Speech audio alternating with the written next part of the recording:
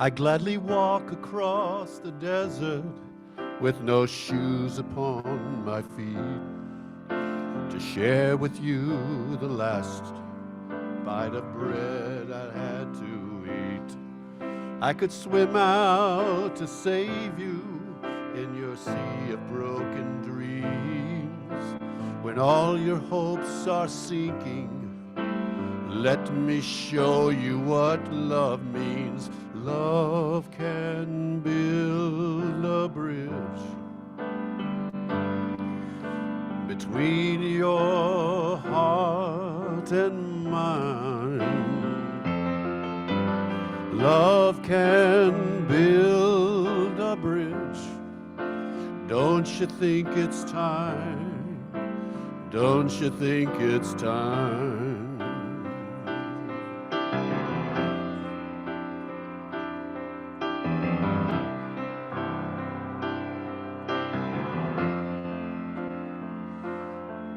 I would whisper love so loudly, every heart would understand that love and only love can join the tribes of man.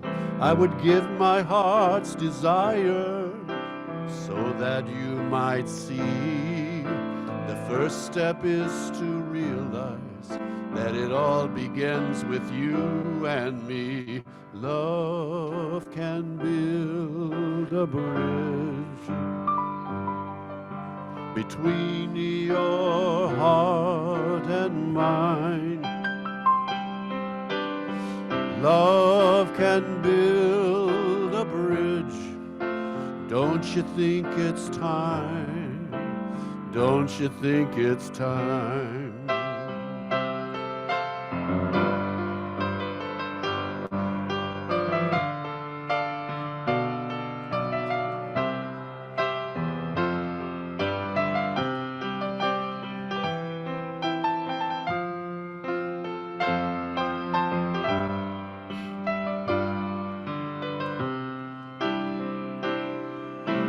When we stand together, it's our finest hour.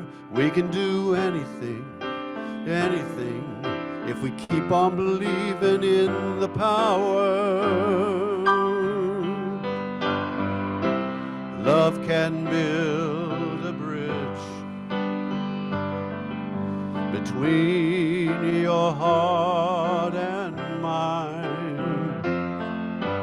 Love can build a bridge. Don't you think it's time? Don't you think it's time?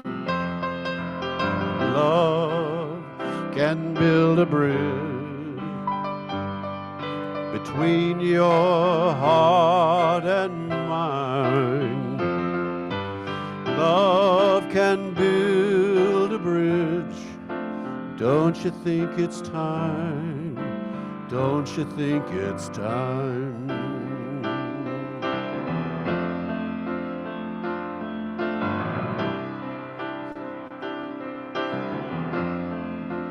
Don't you think it's time? Love and only love. Love and only love.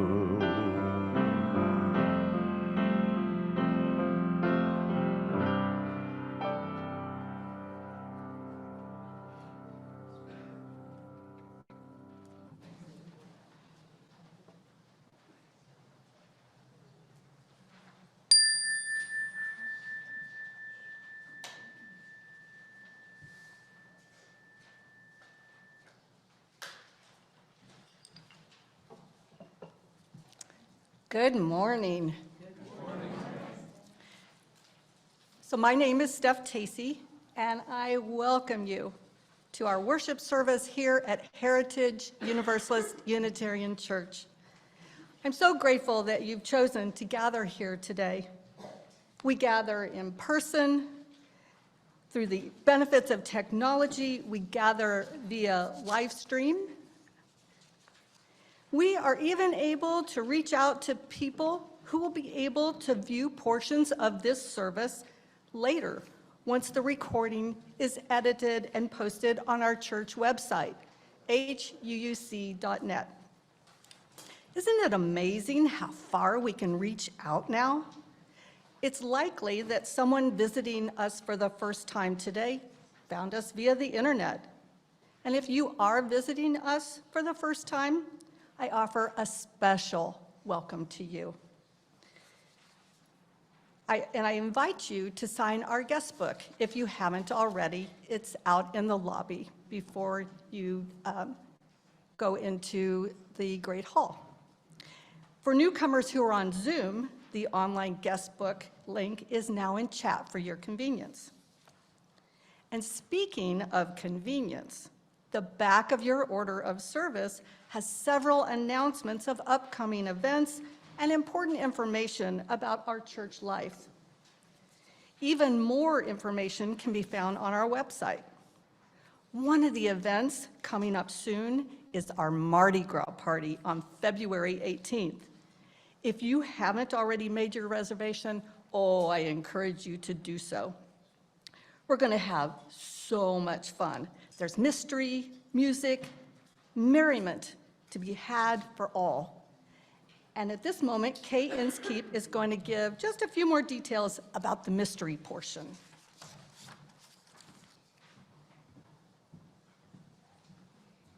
Thank you, Steph. I'm getting ready for it already. I'm so excited. There's going to be a murder in the house.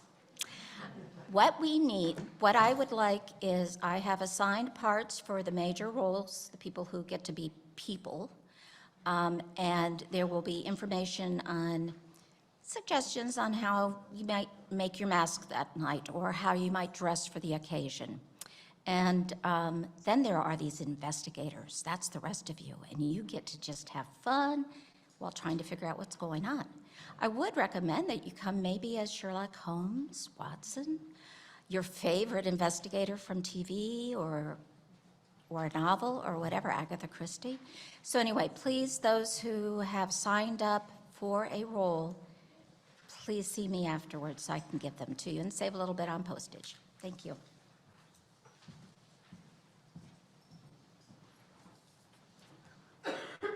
So see, I did talk about merriment. We're definitely going to have some fun here. And speaking of that, please stay after the service for some more fun during our monthly potluck lunch. And even if you haven't brought a dish to share, join in. There's always enough to go around, and it's a great time to catch up with friends, old and new. So today, our senior minister, Reverend Bill Gupton, is away, and we are honored to have Reverend Alice Diebel leading our service this morning. The last time she joined us, our services were on Zoom only. Wow, isn't it nice to welcome her into our sanctuary this morning? Please join me in welcoming her.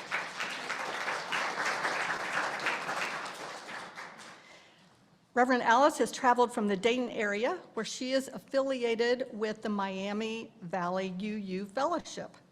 Her ministry focuses on pastoral support and mentoring people who have been incarcerated, extending her love to them. This morning, Reverend Alice will share her thoughts and experiences on the topic of love, loving ourselves and then spreading that love out to the world. So before we begin, let's pause a moment to center ourselves, open our hearts, and prepare for worship. Breathe in and breathe out. Let the love that binds us together embrace us as our choir begins our service with song.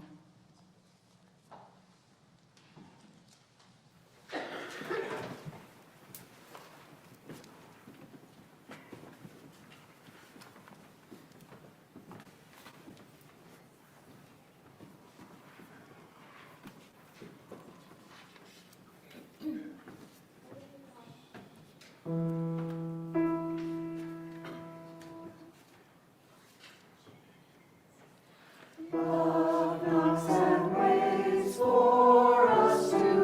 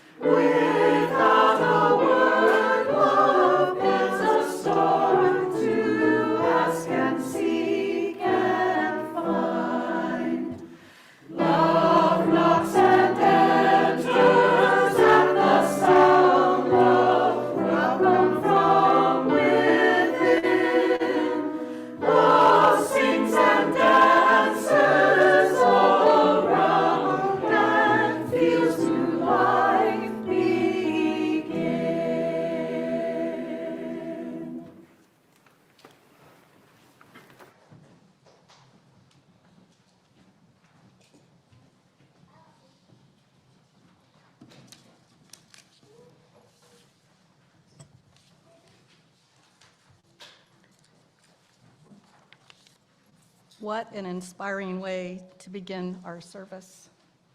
Thank you. Our call to worship is by Kimberly and Tomzek Carlson. It is not by chance that you arrived here today. You have been looking for something larger than yourself. Inside of you, there is a yearning, a calling, a hope for more, a desire for a place of belonging and caring.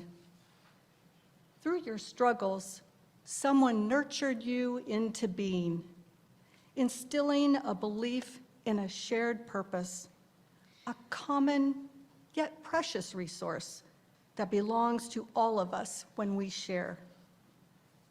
And so, you began seeking a beloved community, a people that does not put fences around love, a community that holds its arms open to possibilities of love, a heart home to nourish your soul and share your gifts. Welcome home. Welcome to worship.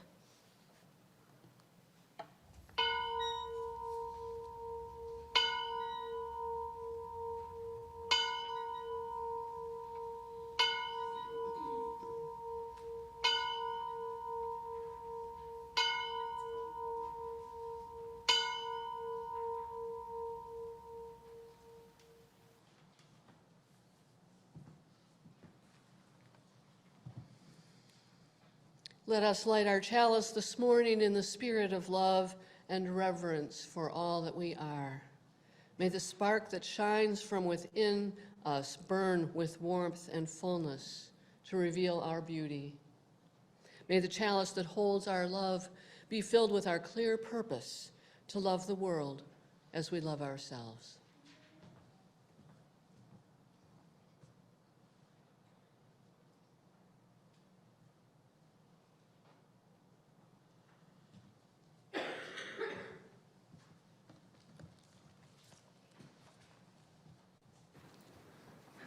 Please stand as you are willing and able, and join me as we say our covenant, our promise of love to each other, and remain standing for our opening hymn.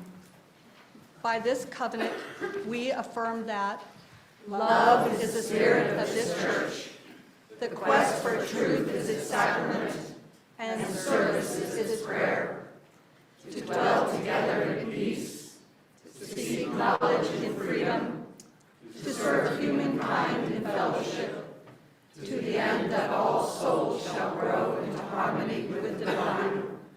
Thus we covenant with each other and with God.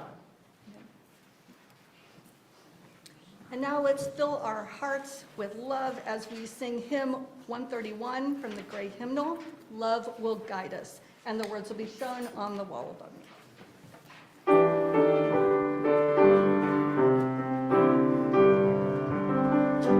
Love will guide us, peace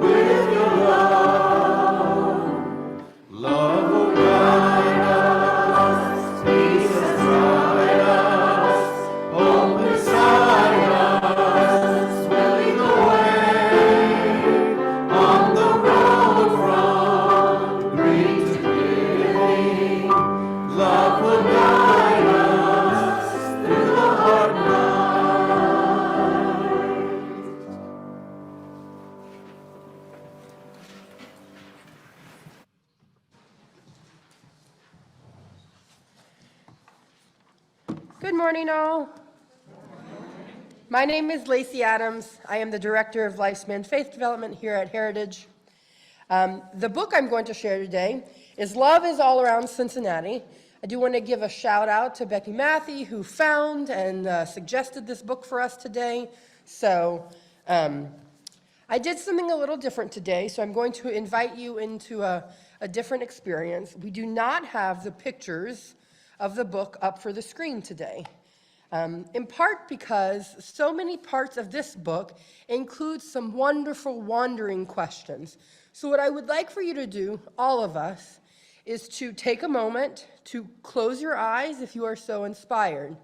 And as you hear my words, to see the images in your mind, to see the pictures in your mind, to, in your mind, find a way to explore the places that are mentioned. Now, don't worry, if you're dying to see the pictures of this book, I will have the book at during potluck, so feel free to come and take a look at it. But our imaginations are a rich and beautiful place, and learning to use them is a form of muscle. So let us all do a little inventive, imaginative exercise together as we hear Love is All Around Cincinnati, written by Wendy Salvano. Love is a feeling that comes from inside. Everyone feels it. It can't be denied. But how do we know that it's there? What's the clue? Can we see it? Just what can we do? Love's all around if you pay close attention. In people and places too many to mention. Just look at the park, on the street, at the mall. You'll see love all over. It's big and it's small. Around Cincinnati, in cars and on trains, in taxis and buses, on boats and on planes. In Oakley and Westwood and Westchester too, you'll find there is love that will come into view. Right there on the lawn in cool Fernbank Park is a mom and her babe hearing the songs of a lark. She swaddles them and cuddles them and kisses their ear. That surely is love. It's perfectly clear. At a store in Mount Adams, a child gets a bear. They squeeze them and squish them and ruffle their hair. It's clear that they love them. They're smiling and bright. They tuck the bear softly and gently at night. That same child, the very next day, sees a friend at school who is too sad to play. So they sit down beside them and listens and shares, making sure that the friend knows there is someone who cares. Now that child who is sad feels much better, you see, so they run home all happy to play with Maggie. They romp and they frolic, they fetch and they run. They certainly love them. They're just having fun. You can see how love travels when shared with a friend. If everyone shares love, it never will end. From one to another, it spreads and it grows. You can't have too much, as everyone knows. An officer in Clifton who helps change a flat, a firefighter in Northside who rescues a cat, the home team that makes the crowd cheer and clap. Each moment was love, like a gift you unwrap. There is a parent who sits at a table each night, helping out with homework to get it just right. They are tired and busy, but that's love, you know, giving up what you want to help someone also grow. It's not only people who show love, it's true. Just come see the creatures that play at the zoo.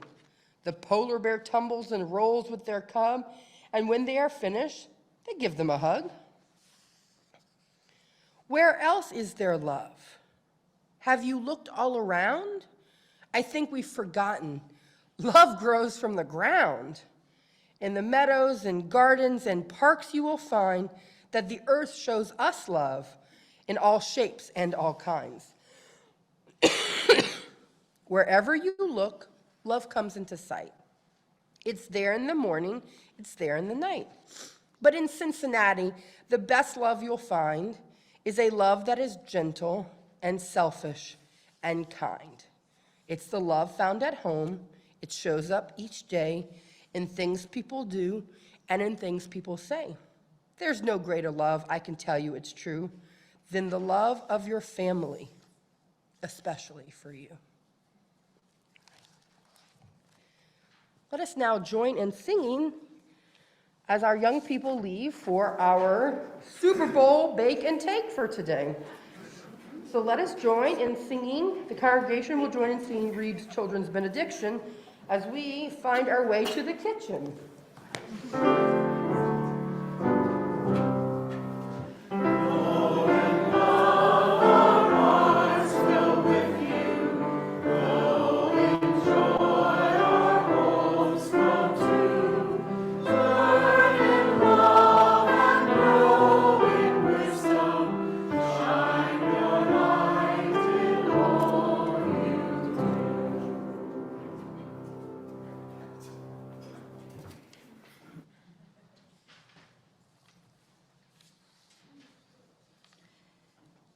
So as we focus this week on love, we send our outreach offering to an area of the world that needs a lot of love right now. As many of you know, a 7.8 magnitude earthquake hit Turkey and Syria this week, the strongest earthquake in the area since 1939. Thousands of people have been killed, and even more need urgent medical attention and relief assistance. Our offering this week goes to support the Syrian American Medical Society Foundation, or SAMS Foundation for short. It's an international relief organization providing on-the-ground support to the areas devastated by this disaster. They employ over 15,000 medical workers delivering life-saving care, and they have an immediate need for trauma supplies. Your offerings and your love will now be gratefully received.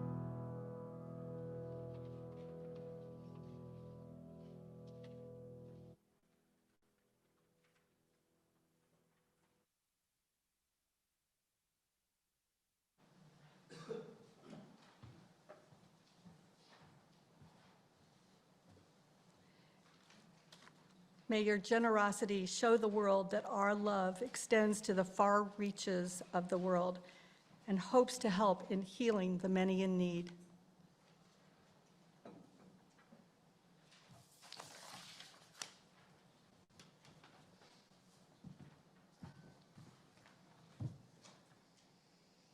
Our reading this morning comes from the Facebook, from someone named the Captain.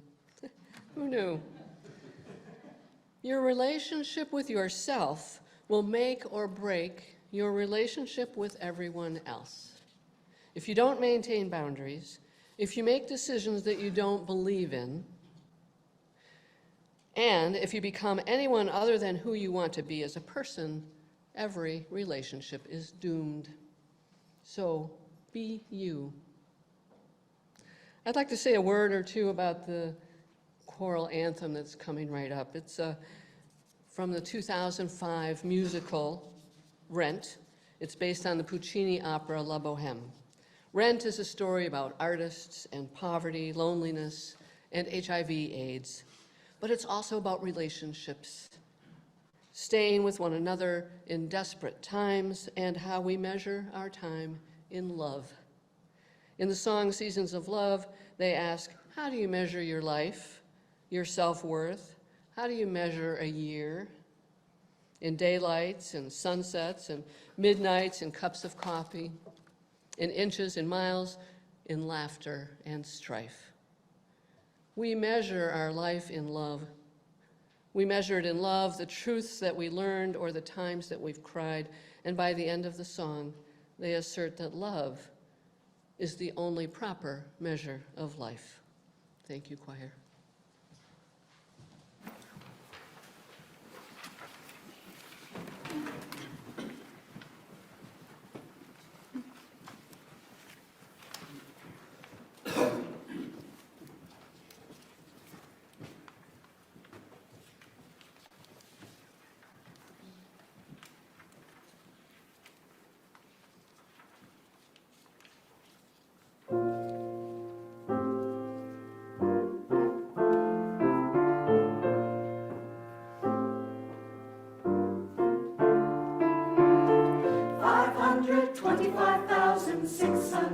minutes, 525,000 moments so dear, 525,600 minutes.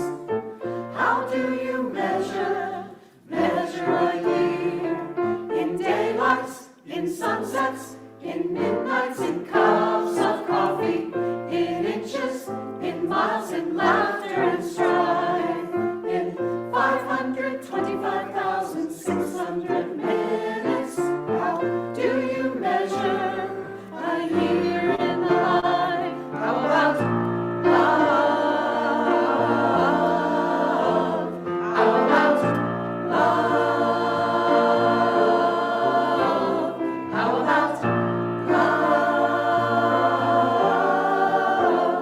Measuring love. Seasons of love. Seasons of love.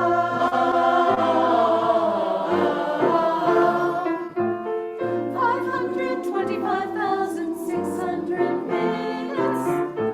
525,000 journeys to plan. 525,600 minutes. How do you measure the life of a woman or a man? Things that you learn, or in times that you cry, in bridges you burn, or the way that she died. It's time now to sing out, though the story never ends. Let's celebrate, remember.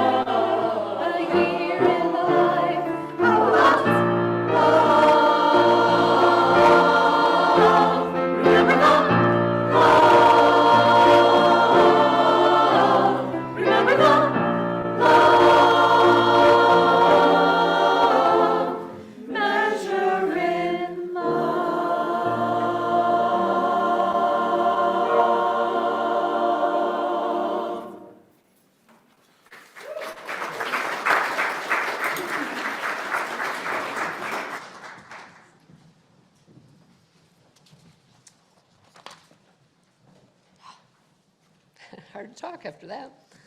We are in the season of love. You know it, right? Tuesday's Valentine's Day. Well, I'm never much for Hallmark holidays, but I want to look more deeply today at love, especially how we need to live our lives with self-love in order to love the world. When the UUA started the organization Standing on the Side of Love, which is now just Side with Love, I was thrilled. My faith and experience with the Universalist theology, much like this church, right, deepened when I was a member of a small rural Universalist church in Jackson, Michigan. Carved across the front of their beautiful old altar were the words, "God is love." That is the God of my understanding. That's a way I can relate to God. When we are filled with love and in loving relationships, I feel we have brought God into the equation among us.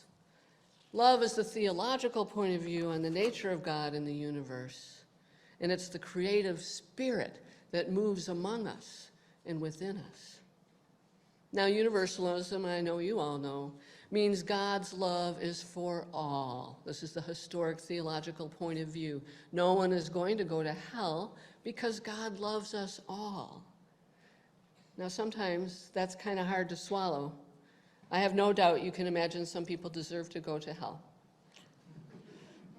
Isn't that what we say, though, as Universalists? We welcome all. We affirm the worth and dignity of all. Side with Love offers us the opportunity to pay attention to our faith's universalist side, right? Its focus is on love. Think back to the early 2000s when there was a major push for fully inclusive gay marriage. UUs clearly stood on the side of love then. In 2008, Standing on the Side of Love became a slogan. Reverend Jason Shelton wrote a hymn, it's in your teal hymnal, and he actually wrote that song after there was a mass shooting at the Tennessee Valley UU congregation. This congregation was targeted because of its stand for LGBTQ+ people and other liberal positions. The UUA was inspired by the outpouring of love and launched the Standing on the Side of Love campaign in 2009. Their goal, they say, was to harness love's power to challenge exclusion, oppression, and violence based on sexual orientation, gender identity, immigration status, race, religion, or any other identity. More recently, disability rights activists objected to the exclusionary and ableist language of standing. The movement changed its name to Side with Love. Jason Shelton asked us to change the song to Answering the Call of Love. He objected to the taking sides idea too. So. Side with Love is active all year long, working for inclusion and justice, voting rights, all kinds of things. But there's an annual focus that goes from Reverend Dr. Martin Luther King Jr.'s birthday to Valentine's Day, and they call it 30 Days of Love. There's weekly themes, and this year those themes are interdependence, embodiment, healing, and resilience. Pretty strong values. All of these themes have a justice orientation, love as justice. Perhaps it is as Cornel West said, justice is what love looks like in public. Now, I have to say, I'm pretty thrilled that the proposed draft revision to Article 2, so far, it's not decided, puts love at the center of our values. You can go online and see a graphic of it. It's got love and then other values around it. If you've been following the work of our association, our bylaws have a section called Article 2, which is an important piece of our bylaws that codifies our principles, sources of inspiration. I don't know if those are on your order of service. They're in the front of your hymnal, though, right? The principles that guide us right now, sense of inclusion, freedom of belief, and our purpose statement. And our bylaws say every 15 years, we got to take a look at these. And as UUs, it would be very unlike us to sit back without thoughtfully considering who we are and what we are about. That would be a creed. We are strictly non-creedal. Right now, we're in the middle of a multi-year process of review. The first draft is available. It will be presented at the General Assembly that's held in Pittsburgh in June to decide if it should have an additional year of study. If we vote to send it for another year, then the final decision will be made at General Assembly in 2024. I like that we examine these things.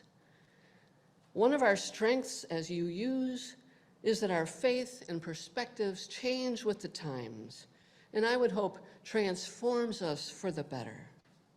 Our values are not carved on stone tablets handed down by God. As James Luther Adams would say, revelation is not sealed. We are indeed a living tradition, as it says on the front of our hymnal. And change is not without controversy. It's a 4-letter word. Well, 6, but who counts? But that's what happens, right, when we have to work together to try and figure it out together, especially through flawed and challenging democratic processes. This is not easy work. But with all that background, I want to turn our attention back to love. It seems that one ingredient seems to be missing or isn't quite evident from the Side with Love campaign, and that is self-love. Now, if you think I'm going to talk about taking bubble baths with scented candles or reading a novel on the beach, you'd be wrong. That's good stuff to do. Go ahead, pamper yourself. There's nothing wrong with that. But what I'm talking about is living a life of integrity, being able to look at myself in the mirror and love what I see. For example, what do we mean when we say we welcome everyone? What does it mean to our self-understanding if we don't live up to that? I don't know about you, but I do not always live up to that value, and sometimes I don't even realize it. When I really mess up and let a bias take over my thinking, I'm not living up to that universalist value, and it happens a lot. I'm more aware of it now, but I'm human. For example, some years ago, when my home congregation was working through the updated Living the Welcoming Congregation curriculum, which is to affirm and promote LGBTQ+ rights, I made the comment that I thought all marriages should be religious. Just make civil unions for everyone, and leave marriage to the priests and make civil unions the practice for everyone.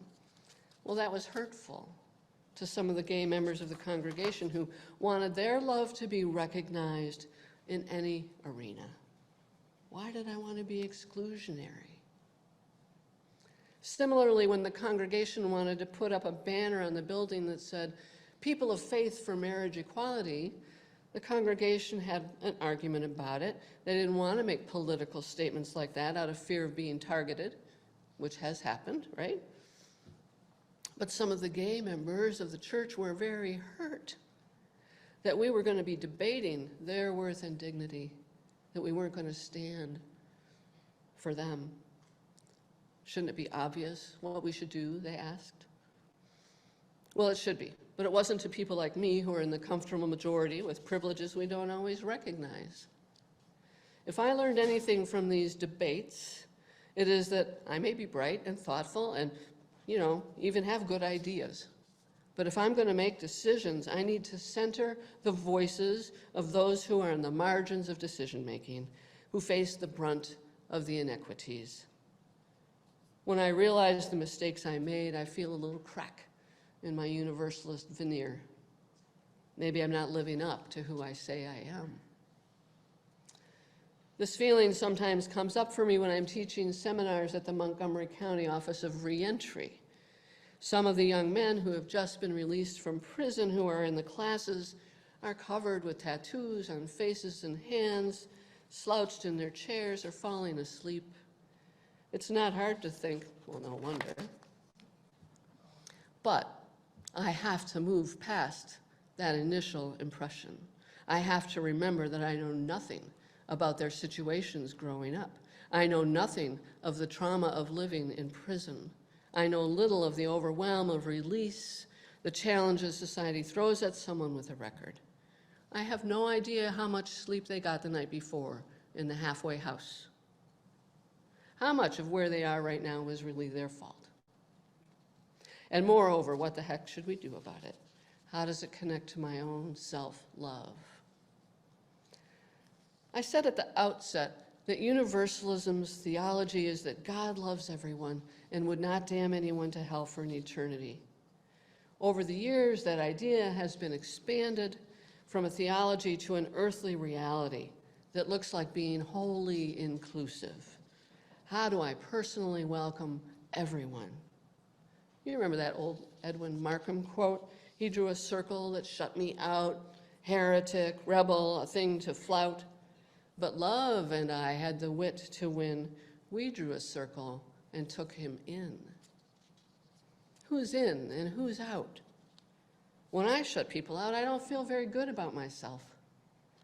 For me to live into my values, to live with integrity, to love myself, I need to be as inclusive as I can be.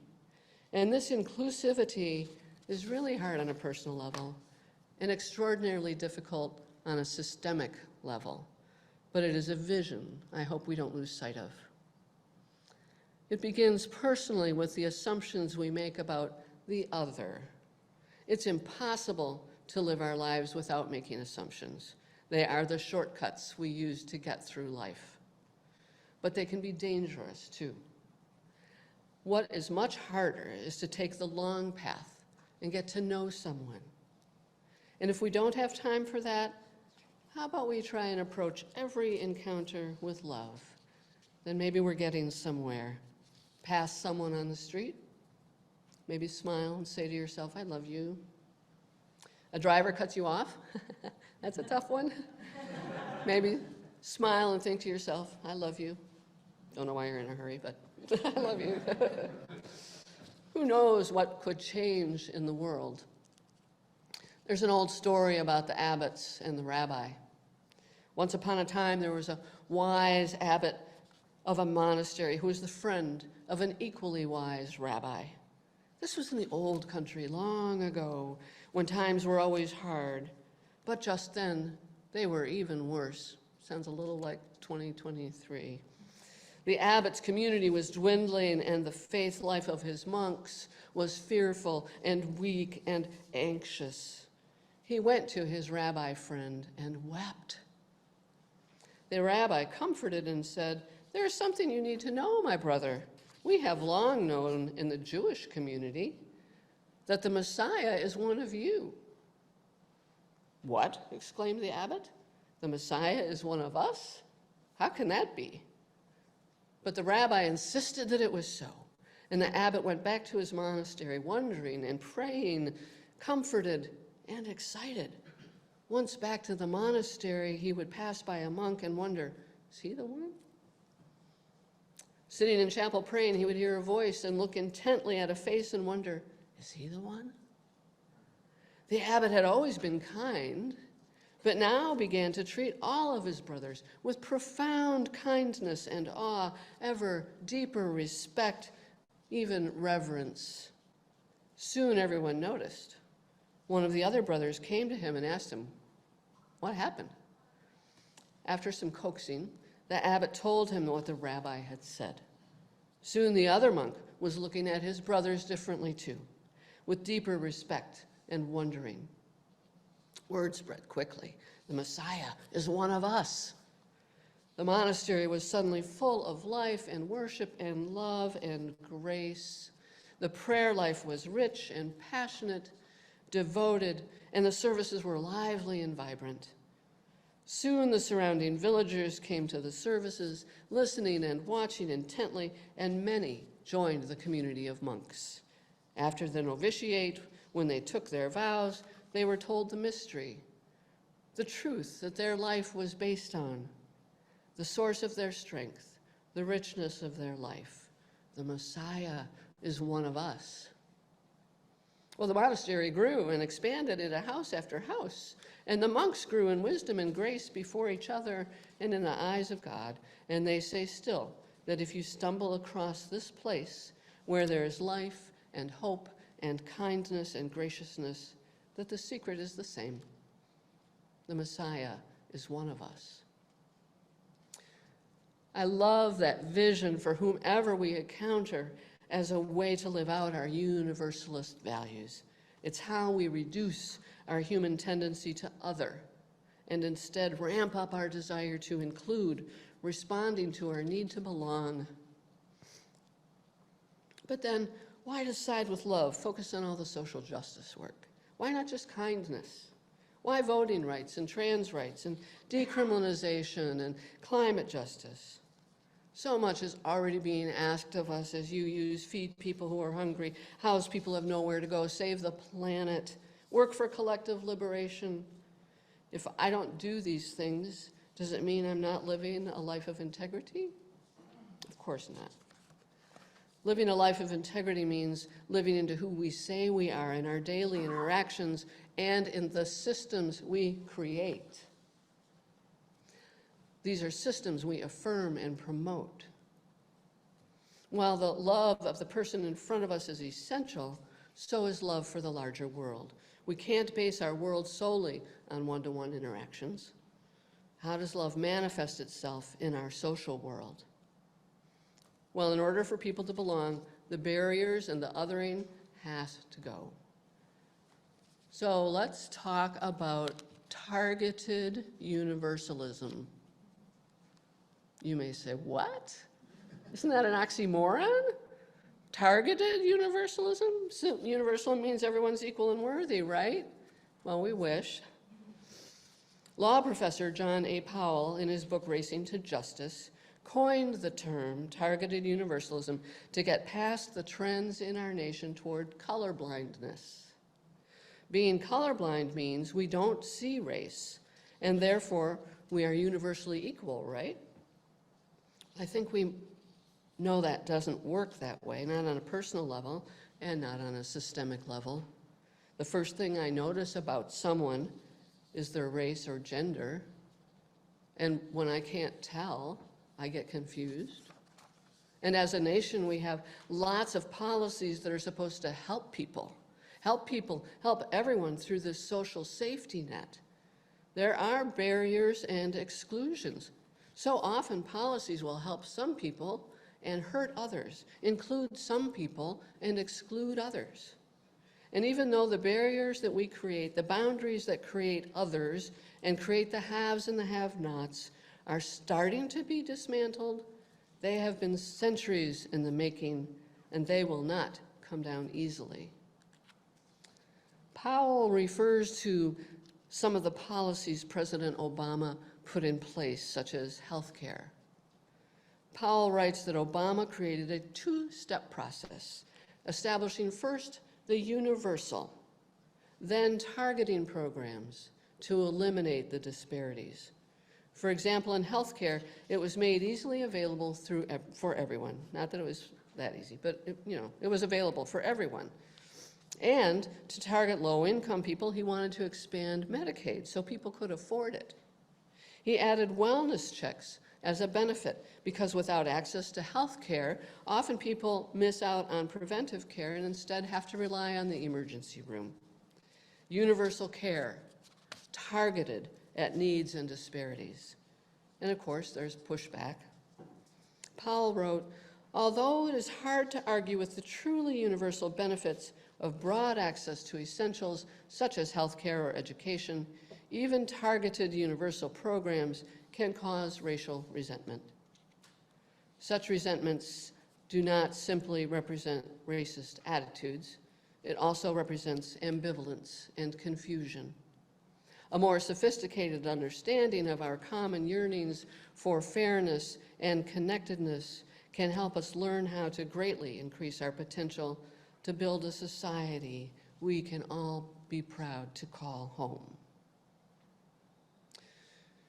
We see the dismantling of barriers beginning to happen in the multiracial categories of the census forms, the multi-gender non-binary options on hospital intake records and other places. The world is waking up to the notion that we do not fit neatly into different little boxes. Things are fluid, changeable, and policies need to recognize the fullness of humanity, of each human being, but do it in a way that targets those who have been historically left out. Isn't the GI Bill a classic example? This was made available to our veterans from World War II to make college available. Well, it was great for our white veterans, but it was not available for our black veterans. Who knew that a policy was intended to lift people up, kept out others, kept others others? So how to keep up?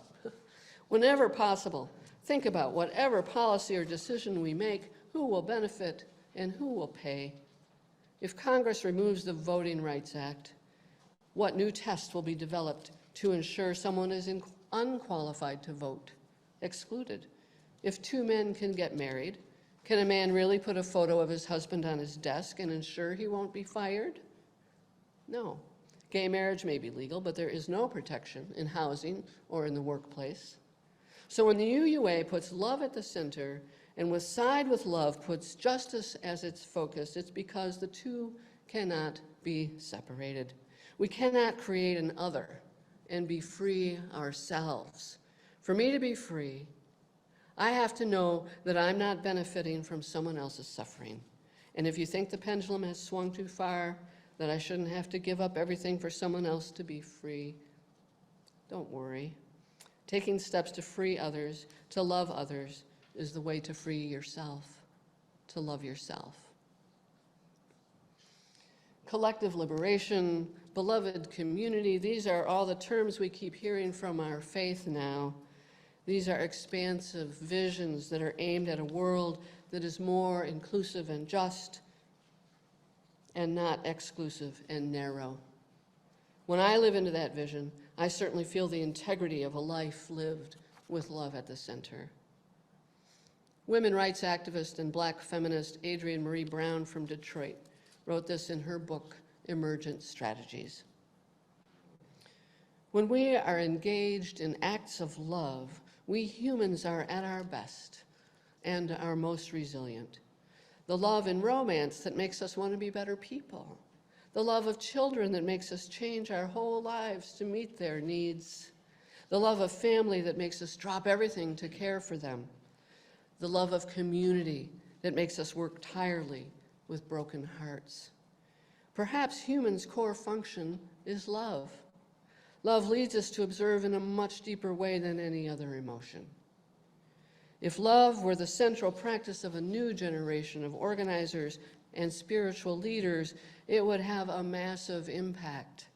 If the goal was to increase love rather than winning or dominating a constant opponent, I think we could actually imagine liberation from constant oppression. We would suddenly be seeing everything we do, everyone we meet, not through the tactical eyes of war, but through the eyes of love. She goes on to say that we would see that everywhere there is complex, ancient, fertile ground full of potential. We would understand that the strength of our movement is in the strength of our relationships, which could only be measured by their depth. Scaling up would mean going deeper, being more vulnerable, and more empathetic. She sounds universalist to me. Friends, listen to that inner voice. That's everything. That's conscience, that's ethics, that's integrity, that's self-love. Hold up the mirror and without exhaustion know that you have had a massive impact when you increase the love in the world. Our challenge is to increase the love rather than fighting with each other. Imagine seeing what we do through the eyes of love. Who have we othered and who do we need to bring into the circle? Is what I'm doing increasing the love in the world by filling in those gaps? Am I seeing myself living up to all this loving potential? If we're going to put love at the center of our values, then that is the work we need to do. and it starts within. May it be so.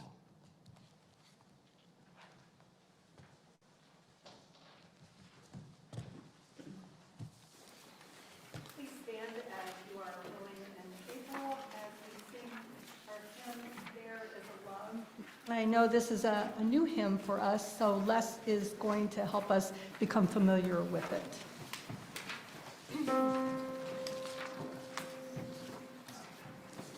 So I just want to maybe do it one time through just one of the verses. There is a love holding me.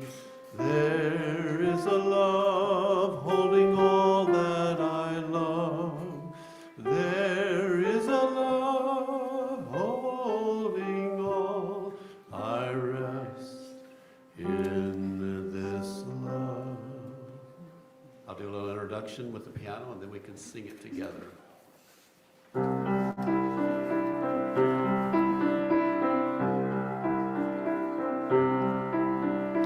There is a love holding me. There is a love, all that I love. There is a love holding all. I rest in this love. Second verse. There is a love holding us. There is a love holding all that we love. There is a love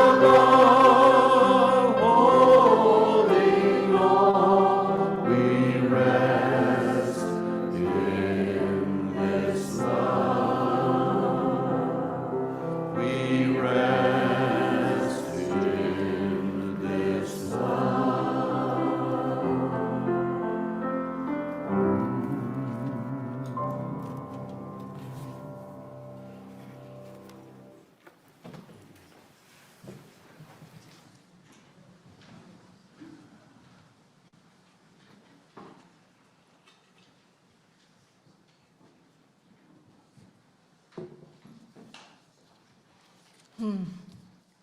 We rest in this love.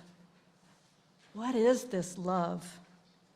To me, it's the spirit within each of us. It's the spirit of this church family. It envelops us and holds us together in times of joy and in times of sorrow.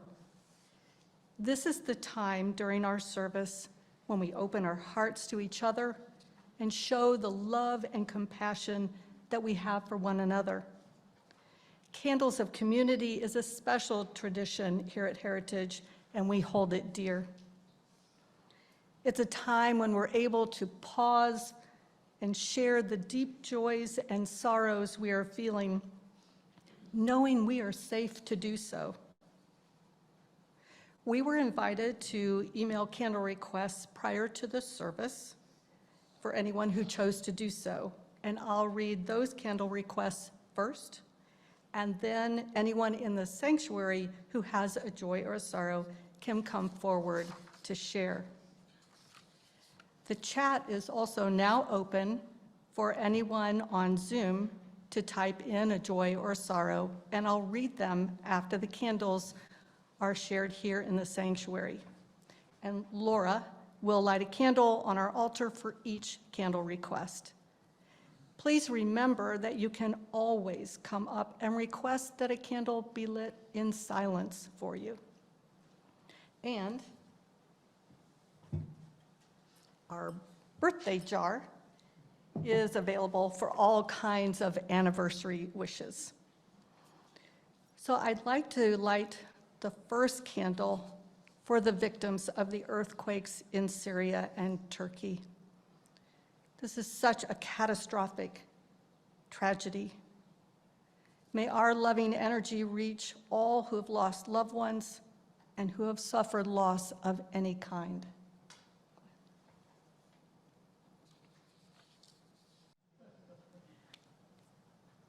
And now we light a final candle for all the joys and sorrows that we hold so dearly in our hearts, whether they are spoken or silent.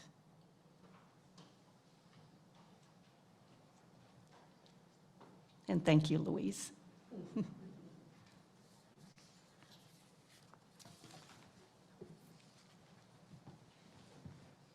I might as well add, my brother and sister both have birthdays this week. And anniversaries on Valentine's Day. Will you please join me in a spirit of prayer or meditation? Living Spirit that moves within us and among us, our hearts are filled with abundant love this morning. In this community, we hold one another when we have lasting struggles in health, caregiving, COVID, when there are deaths within the family, losses and illnesses with our beloved pets. We also hold in our hearts the larger world, the devastation in Syria and Turkey, and the avoidable devastation in Ukraine.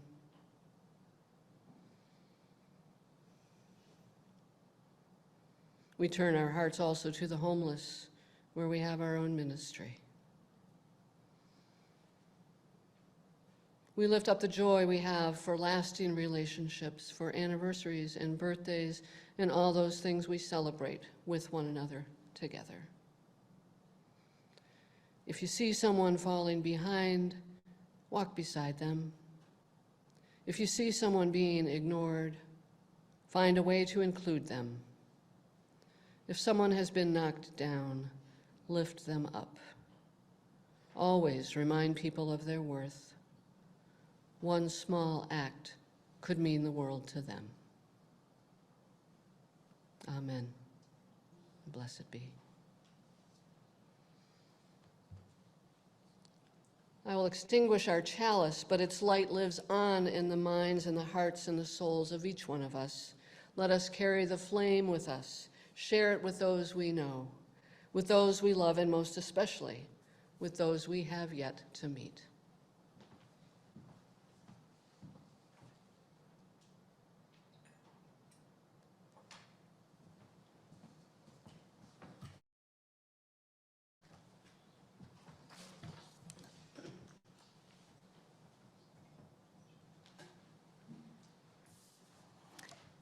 It's now time to join hands in a circle of loving community to close our service with our benediction. And I invite everyone on Zoom to find your own way to connect with us here in this room and with everyone else on Zoom.